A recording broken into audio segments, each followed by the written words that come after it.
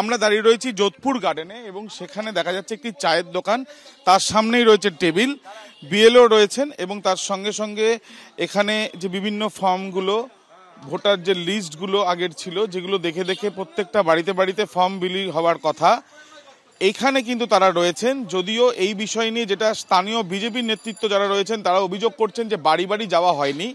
আমরা কথা বলেছিলাম বিএলওর সঙ্গে, তিনি কিন্তু অভিযোগ অস্বীকার করে তিনি জানাচ্ছেন যে আমি সমস্ত বাড়ি বাড়ি গেছিলাম। এখানে প্রতিনিধিরাও রয়েছেন, আপনি সমস্ত বাড়ি বাড়ি যাননি বলে বিজেপির অভিযোগ। এই ব্যাপারে আমি কি বলতে পারি, আমি কিন্তু হাউস টু হাউস ভিজিট আমি করেছি, প্রত্যেকজনের বাড়িতে করেছি।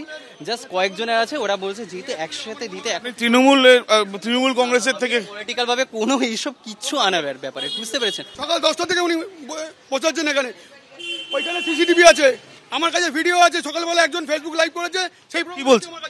মিথ্যা কথা বলছে উনি। সেটা উনি এটা পাসনি, আমি ইলেকশন কমিশনে কমপ্লেন দেবো।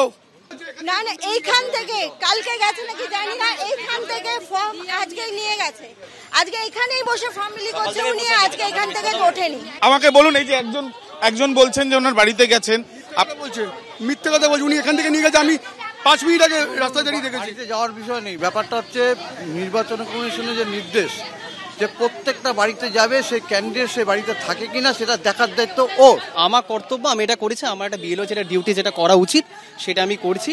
এখানে জাস্ট ফর দ্য ইজ, এখানে যাতে কেউ অ্যাসেম্বল হতে পারে তার জন্য কয়েকজনে 5-10 মিনিট আমি কাজটা করেছি।